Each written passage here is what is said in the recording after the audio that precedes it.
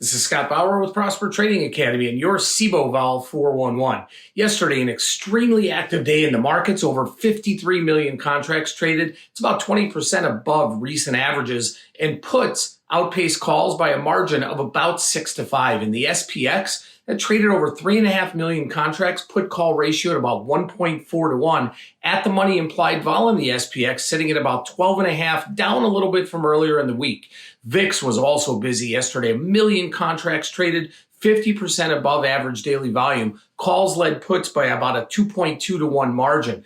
Extremely active yesterday, the February 12 and 14 puts, also the Feb 17 and 18 calls. And early this morning, we're seeing the March, April 27 call spread trade for size at 25 cents. Spot VIX futures, high of 1540 yesterday, just a few pennies below the 200-day moving average, which was last hit in November.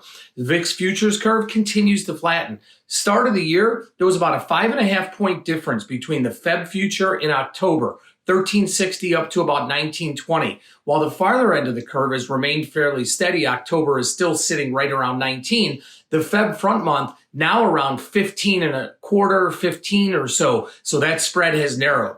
Tesla yesterday, 2.5 million contracts. Puts led calls by about 1.5 to 1. Typically, we see that inverted.